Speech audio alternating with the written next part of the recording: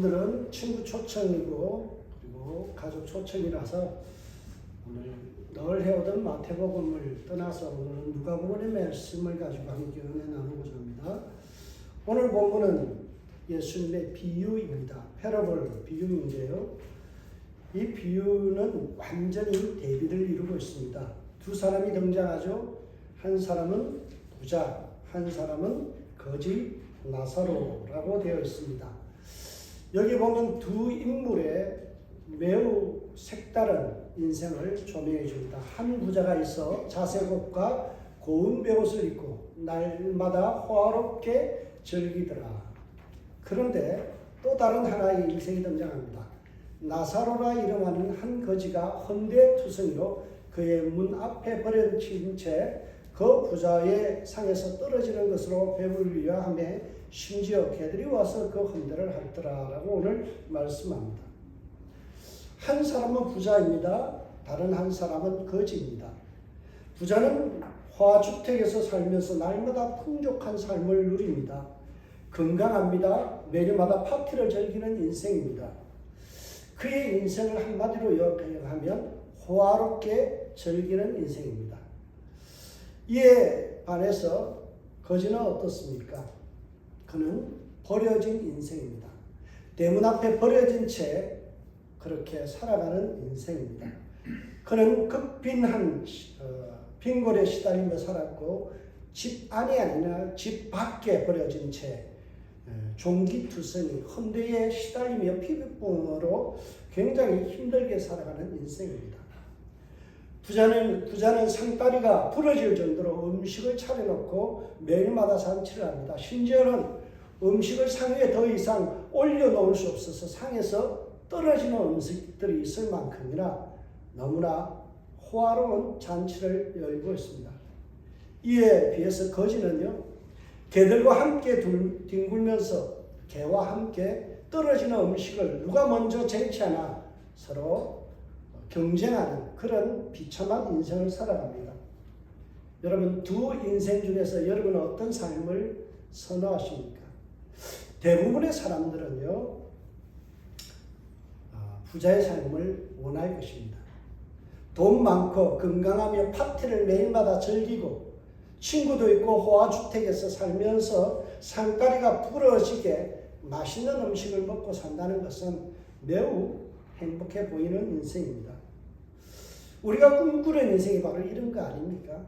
그런데 예수님은요, 오늘 본문에서 우리 그리스도인들이 지향해야 될, 추구해야 될 삶의 방향이 부자의 인생이 아니라 볼품없어 보이고 버려진 채 살아가는 거지의 삶이라는 것을 우리에게 제시해 주고 있습니다.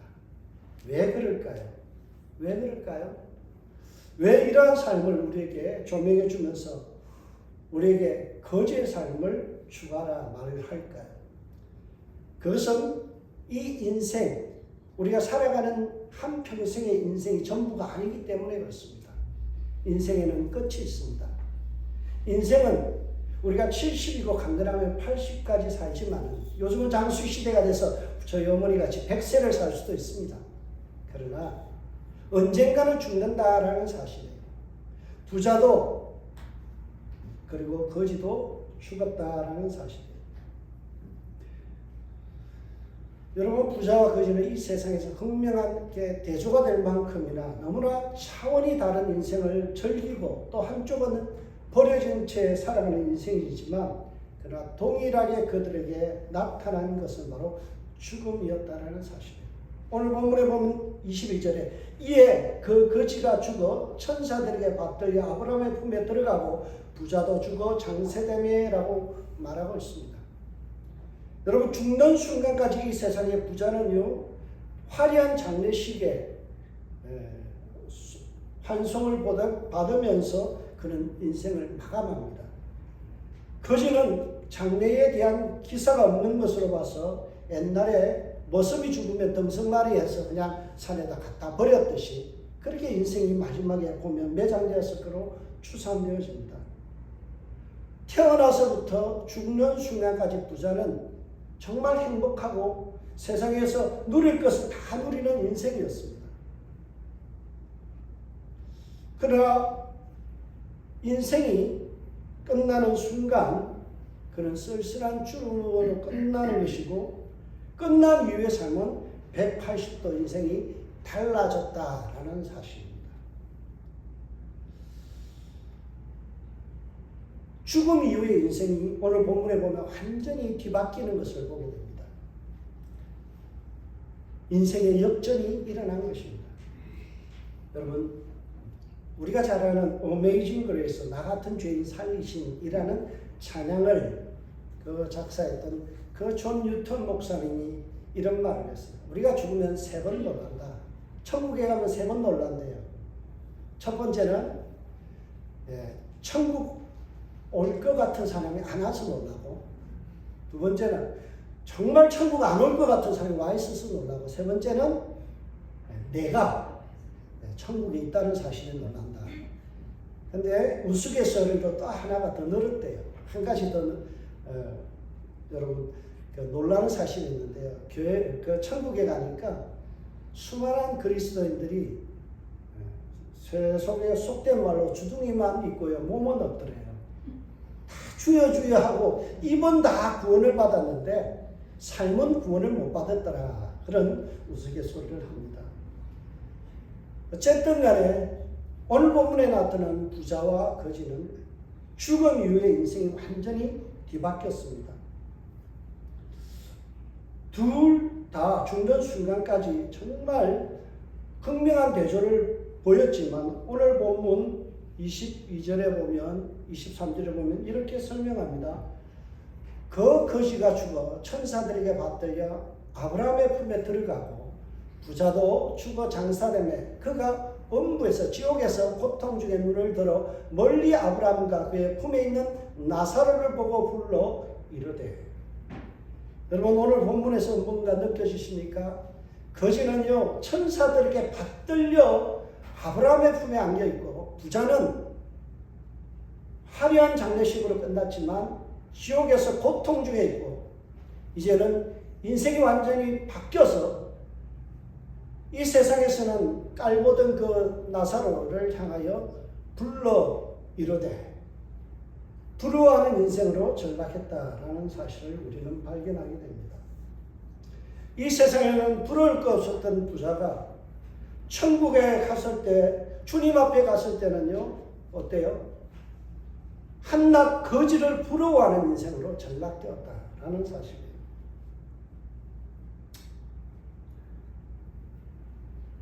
죽기 전에는 아마도 부자는 나사로를 향해서 이래라 저래라 지시하는 인생이었을 것 같아요. 떡 하나 던져주면서 나 앞에서 온갖 시중을 들게 하거나 아니면 뭔가 내가 요구하는 대로 해줄 것을 요구하는 인생이었을 거예요. 갑질이에요. 갑질의 인생이에요. 그런데 천국 문 앞에 가서 한쪽은 지옥으로 가고 한쪽은 천국에 갔을 때 이 갑과 을의 관계가 완전히 뒤바뀌어 버리는 거죠. 그리고는 나사로를 향하여 애원하며 간청하는 인생이 되었습니다. 여러분, 부자에게 왜 이런 비극이 찾아왔나요? 부자에게 왜 이런 비극이 찾아왔나요? 그것은 바로 이 세상이 전부인 줄 알고 살았기 때문에 그래요. 잘 먹고 살면 되지, 죽은 후에 무슨 천국이 있고 지옥이 있으며 하나님의 심판이 있고 하나님의 판단이 있을까라는 그 생각에 사로잡혀서 이 세상 살면서 누리는 것, 즐기는 것, 부유한 것, 출세하는 것, 잘 나가는 것에만 모든 관심을 쏟고 살았다라는 사실이에요. 그 착각이 부자를 죽음 이후에 불행한 인생으로 이끌어갔다라는 거예요. 여러분, 부자도 유대인이었습니다.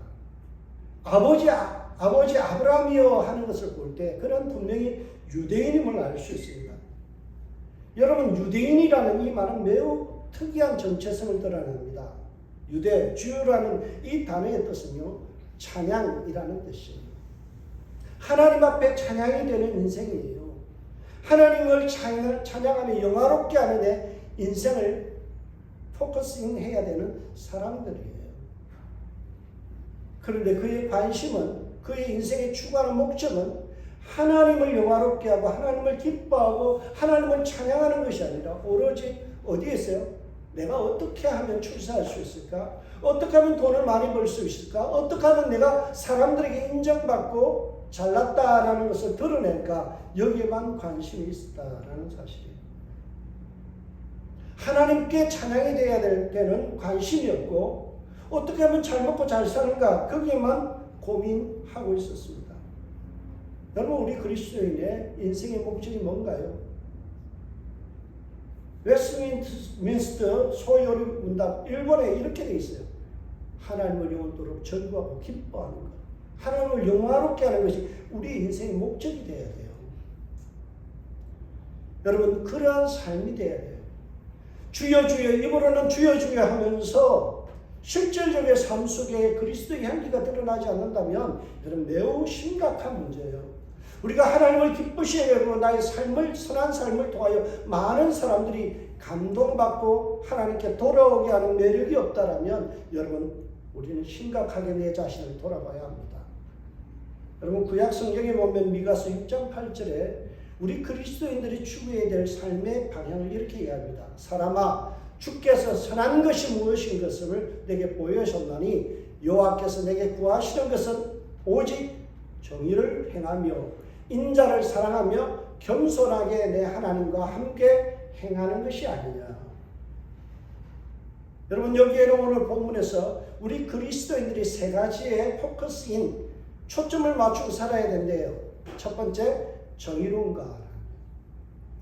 내 삶이 다른 사람들에게 페어한가? 정의로운가? 공정한가? 내가 땀 흘리지 않은 것에 대해서 욕심내지 않는가? 이거는 정의롭지 않거든요. 여러분, 인자를 사랑하며 사람 사랑하라는 거예요. 돈보다 뭐가 중요하다고요? 사람이 중요하다. 그래서 우리 교회는요, 사람 냄새 나는 교회가 돼야 돼요. 하나님을 사랑한다는 것은 지난주 설교했듯이 영혼을 사랑하는 거예요. 사람 사랑하는 게 그 하나님을 사랑하는 거예요. 세 번째는 겸손하게 하나님과 동행하는 삶. 이것이 그리스도인들이 추구해야 될 삶의 방향입니다. 근데 이 유대인 출신의 부자에게는 전혀 그 냄새가 나지 않아요. 하나님을 경외하는 삶이, 찬양하는 삶이 전혀 보이지 않아요. 먹지 못하는 자가 대문 밖에서 고통받으며 쓰러져 있는데, 버려진 채, 내버려진 채 살아가고 있는데, 약자로서 그가 완전히 방치된 채 살아가고 있는데 돌보는 마음이 없어요.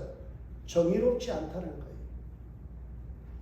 개와 먹을 것을 놓고 경쟁할 만큼이나 너무나 비참한 인생을 살아가는데 자기는 대문 안에서 파티만 즐기고 있어요. 그의 관심은 자기를 과시하는 것에 오로지 마음이 꽂혀 있습니다. 그가 오늘 입은 옷을 이야기합니다. 자색옷과 고운 베옷을 입었다라고 이야기합니다. 그리고 날마다 호화롭게 파티를 즐겼다라고 했죠. 여기 호화롭다라는 단어가 참 재미있는 단어인데요. 예, 호화롭다라는 이 단어가요, 참 재미있는 것입니다. 여러분, 여기에 있는 제가 먼저 이야기하고 싶은 것은 고운 베옷이라는 단어인데요. 이렇게 쓰였어요. 애굽산 세마포 속옷인데요. 여러분, 이 옷 한 벌의 무게가 어느 정도 될까요? 여러분, 놀라지 마세요. 오늘 본문에서 이야기하는 이 세마포 세옷이라는 이 단어의 가치가 얼마나 하면 저것을 금으로 환산하였을 때 금의 무게의 2배래요. 저 옷 무게의 2배 정도 금을 갖다 줘야 저 옷을 살 수 있다는 거예요. 네, 안에 있는 속옷입니다. 여러분, 속옷을 입는데 금으로 치장한 정도의 금의 2배 가격의 옷을 입고 파티를 열었다는 거예요. 얼마나 그의 인생이 화려했으면요, 오늘 본문은 이야기합니다. 그가 호화롭게 살았다. 이 람포로스라는 이 단어는요, 광채가 나다, 휘황찬란하다. 이 람포로스라는 말은 원래 람포에서 나는데요, 우리가 여기서 나온 말이 영어 램프라는 단어예요. 램프 있죠. 예, 그만큼 휘황찬란한 인생을 즐겼던 거예요. 부자는 자기 인생에서 명품을 구입하고 그것을 즐기는데 오로지 관심이 있었던 거예요.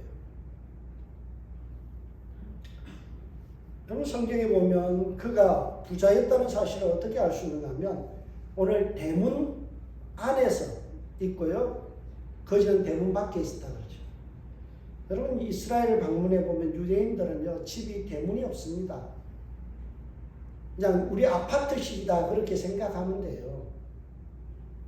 그런데 분명히 대문이 있는 집이라는 것은요 호화주택, 쉽게 말하면 왕궁과 같은 집에서 살았다라는 것을 알 수 있습니다.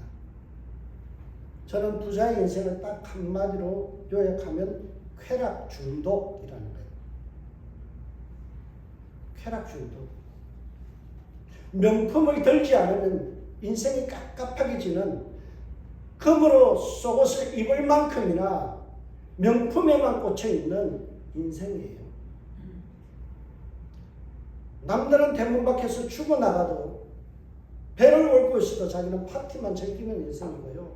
호화롭게 남들이 봤을 때 야 휘황찬란하다 할 정도의 쾌락에 중독되어 있는 인생입니다. 소유욕에 완전히 사로잡혀 있습니다. 이 세상의 삶이 전부 있냐 그렇게 살아가는 인생입니다. 근데 우리는 이런 삶을 매우 좋아합니다. 이런 삶을 부러워합니다. 그래서 우리가 그러죠. 이런 삶은 그 사람 잘 살아. 여러분 정말 잘 사는 건가요? 하나님을 경외함이 없고 인자를 사랑함이 없고 정의롭지 않은데 그게 잘 사는 건가요? 단지 돈이 많을 뿐이에요. 돈 많은 것이 잘 사는 건 아니에요. 내가 외제차를 아주 좋은 부가티인가요? 그런 걸 타고 다녀도 그 마음속에 하나님을 경외하고 이웃을 사랑하는 마음이 없다면 그런 정직한 그리스도인이 아닙니다. 만약 부자가 그가 살아가는 날 동안 하나님의 심판이 있다. 내가 죽음 이후에 인생이 있고 죽음 이후에 우리에게 하나님의 심판이 있고 그에 따라서 나의 인생이 달라질 수 있다는 사실을 만약 기억했다면 그런 인생을 이렇게 낭비하지 않았을 거예요. 그저 큰 집을 소유하고 파티를 즐기고 건강하게 살아가는 것 거기에만 몰두하지 않았을 거예요.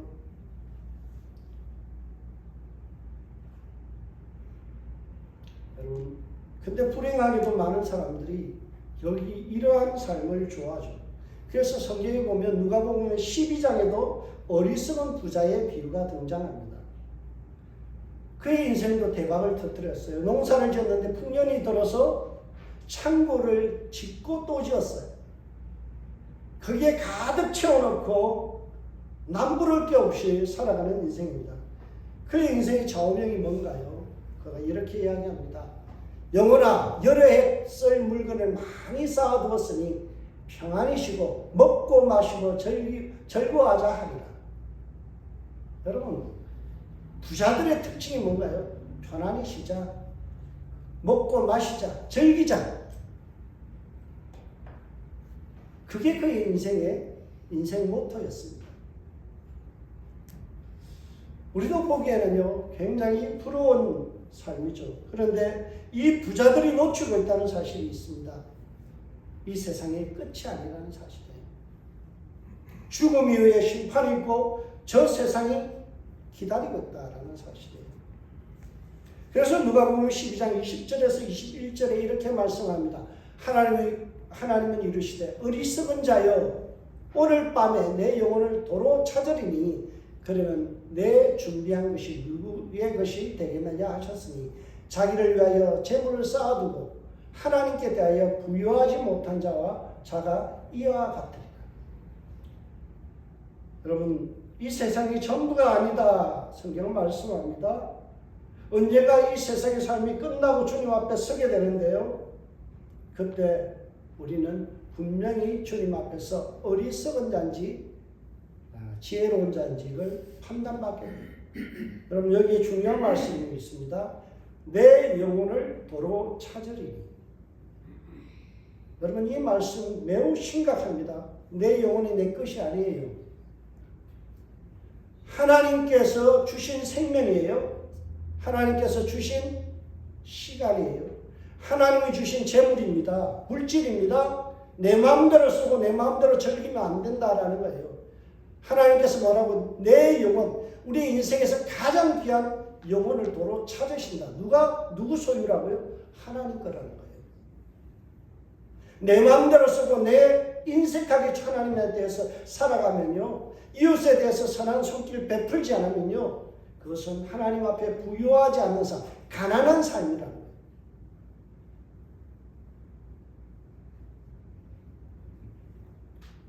그는 결국 지옥으로 떨어질 수밖에 없는 인생이에요. 여러분, 누구에게 부유하십니까? 나 자신에게 부유합니까? 아니면 하나님께 부유하십니까? 여러분, 내 자신을 위해서는 운동도 해요. 내 자신을 위해서는 좋은 것도 먹어요. 내 자신을 위해서는요, 좋은 음악도 듣고요, 뮤지컬도 가고요, 좋은 차도 사고요, 좋은 옷도 입어요. 근데 정작 하나님을 위해서는, 나에게 생명 주신 하나님, 나를 위하여 십자가 지신 그 주님을 위해서는 여러분 뭐하고 계세요? 정말 주님 앞에서 나 정말 잘했다 칭찬받을 수 있는 인생으로 준비되어 가고 있습니까? 여러분, 내 삶에서 인자를 사랑함이 없고 정의롭지 못하고 겸손히 하나님과 동행하는 삶이 없다면 그는 선한 삶이 아니에요. 그것은 죄입니다. 그것은 죄입니다. 여러분, 남을 꼭 죽여야 죄고, 우리는 흔히 그러죠. 동성애자 죄다. 그것도 죄예요. 정말 죄는 뭐예요? 내가 하나님을 향하여 올바른 삶을 살지 않는 것. 그래서 오늘 설교의 제목이 죽음에 이르는 병이라는 거예요. 키에르케고르라는 철학자가 죽음에 이르는 병이라는 책을 썼습니다. 거기에 보면 이런 내용이 나옵니다. 죄란 하나님이 아닌 다른 것을 통해서 정체성을 세우는 것. 이게 죄라는 거예요. 하나님 한 분만으로 만족하고 하나님의 영광을 위해서 살지 않고 내 자신을 위해서, 나 부자예요, 이게 나의 정체성이 되어서는 안 된다는 거예요. 나 목사예요, 아니에요. 나 사장이에요, 나 장로예요, 이거 아니에요. 그것으로 자기의 정체성을 삼는 사람은요, 죄 짓는 거예요. 나의 정체성은 어디에 있어요? 나는 하나님의 자녀입니다. 나는 하나님의 자녀입니다. 나는 하나님의 피조물입니다. 새로운 피조물입니다. 이게 우리의 정체성이에요. 하나님 한 분만으로 만족하지 않고 내가 큰 집을 사서 내가 이렇게 부자입니다 드러내는 것에 내 정체성을 둔다면 그건 죄라는 거예요.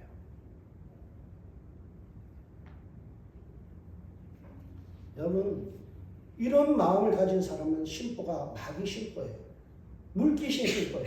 오늘 부자를 보면 참 뒤에 읽지 않은 부분에서 재밌는 장면이 나요. 그게 뭔가 하면요, 이거예요. 그가 지옥에 있으면서요, 부자가 어떻게 합니까? 나사로를 나에게 보내서 입에다 물을 좀 적셔서 시원하게 해달라고. 뭐예요? 나사로도 지옥 좀 보내달라는 거예요. 물귀신까지 잡아 당기는 거예요. 참 저는 이 본문을 보면서 재밌다. 지옥 가도 정신 못 차리는구나. 남을 갖다가 어떻게든 지옥으로 끌어당겨서라도 자기 욕구를 해결하고 싶은 그 마음, 참 나쁘다라는 생각을 하게 됩니다. 여러분, 그래서 결론은 부자는 하나님의 품이 아닌, 아브라함의 품이 아닌 지옥으로 갔다라는 거예요. 근데 더 중요한 것은 제가 오늘 본문을 살피다가 본 하나의 내용은 뭔가 하면 부자의 이름이 나오지 않는다라는 사실입니다. 이름이라는 것은 존재입니다. 여러분, 누군가가 내 이름을 불러주지 않는다는 건요, 존재의 의미가 없다는 거예요. 우리 공동체가 있는데 어떤 사람이, 어떤 성도가 있는데 그 사람이 이름을 모른다. 그 사람의 존재감이 없다라는 거예요. 우리가 이름을 부른다는 것은 그의 존재를 인정한다는 거예요.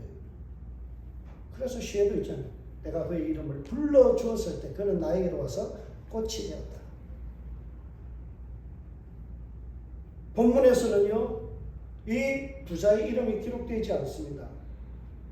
이름이 없다라는 것은 하나님 보시기에 존재의 의미가 없다라는 거예요. 인생의 최고의 가치를 부자가 되는 것에만 두었던 인생이요, 주님 앞에 보실 때는요, 아무 존재 없습니다. 그래서 그러죠. 성경에 주여 주여 하는 자마다 내가 다 천국에 들어오는 거 아니야. 그들이 먼저 뭐라고 해요? 내가 주님의 이름으로 선지자 노릇도 하고요, 병자도 고치고요, 이런 일도 하고 저런 일 사역을 많이 했어요. 그러니까 주님께서 나는 도무지 알지 못한다. 도무지 알지 못한다. 아니, 나의 기억 속에는 존재감이 없다라고 이야기하죠.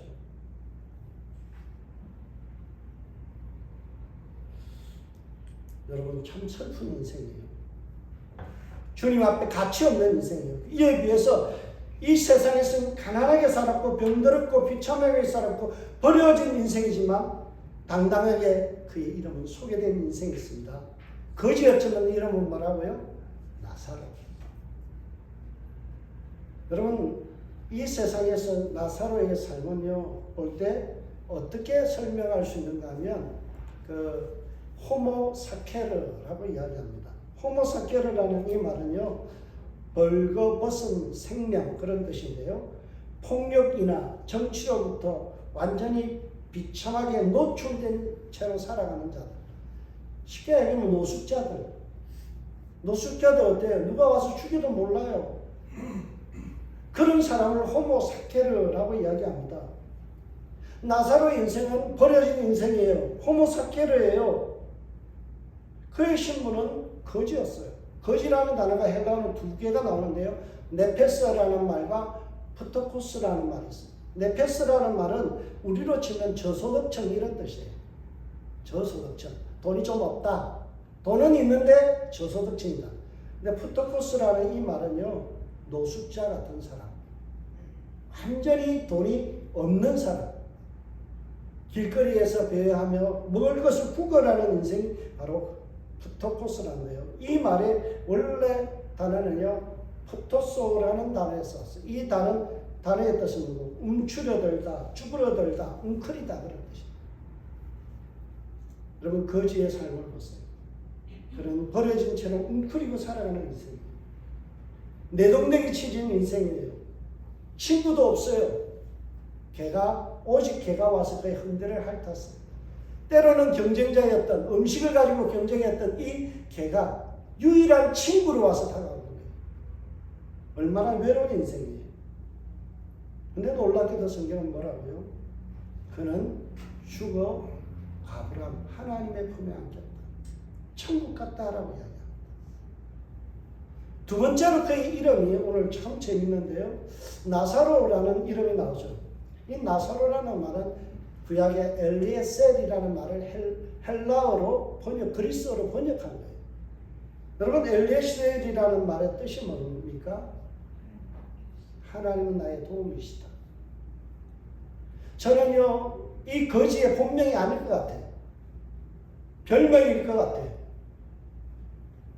그는 비록 가난하고, 그는 비록 없고, 고통 중에 있고, 아프고, 굉장히 버려진 인생으로 살았지만 그의 마음 깊숙이는 뭐가 있다고요? 하나님을 찾는 인생. 하나님께 도움을 구하는 인생. 그의 정체성은 뭐예요? 하나님 없이는 안 됩니다. 내가 비록 병들고, 내가 비록 힘들고, 남들은 나를 보고 거지라고 손가락질해도 그의 인생 가운데는 뭐가 있어요? 하나님을 향한 삶이 있습니다. 하나님만 바라보고 하나님만 기대하는 인생이었다는 거예요. 저와 여러분의 인생이 이러한 삶이 되길 주 여러분 축복합니다. 여러분, 돈 없어도 돼요. 조금 불편하면 되죠. 좋은 건 못 먹어도 돼요.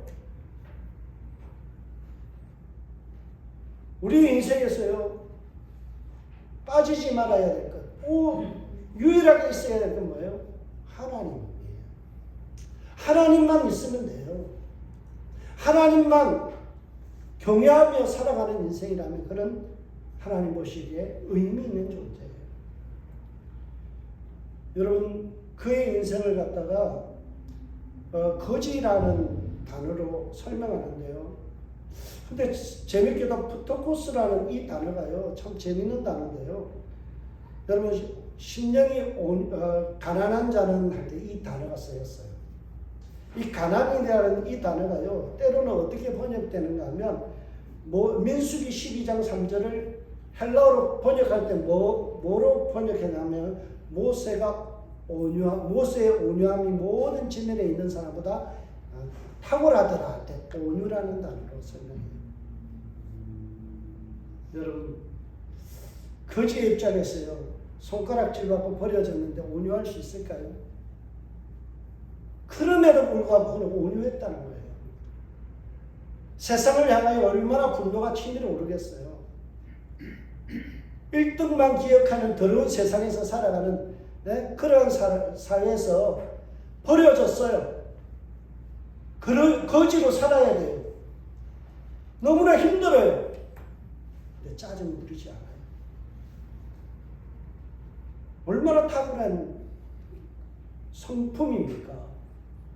여러분, 우리는요, 때로는 가진 거 있으면서도 짜증 부리잖아요. 그런데 그는 가진 것이 없는데도 온유했다는 사실이에요. 거지라는 이 말이요, 우리가 환경적으로 거지라고도 표현할 수 있지만 온유한 나사로라고도 번역할 수 있어요. 또 하나는요, 이 단어가 신명기 8장 3절을 보면 이 단어를 번역할 때 푸토코스라는 단어를 썼어요. 너를 낮추시며 겸손하게 만들 때 이 겸손이라는 단어로 설명해요. 거지 나사로는 이 말은요, 온유한 나사로, 또 하나는 겸손한 나사로였다는 거예요. 그는 돈은 없었지만 비굴하지 않았어요. 겸손했어요. 저는 그의 인생을 보면서 하나님만 의지하고 하나님께 도움을 구하며 겸손하게 살며 온유하게 살았던 인생이다라고 볼 수 있습니다.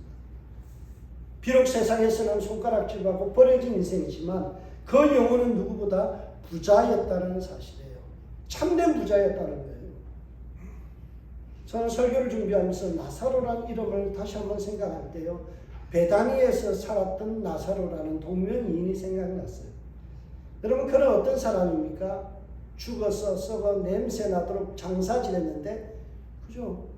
근데 예수님들이 어때요? 다시 부활하는 사람이세요. 얼마나 영화로운 그 경험, 극적인 신앙의 체험을 한 사람인가요? 죽었다가 다시 부활해 생명으로 살아났던 그 나사로.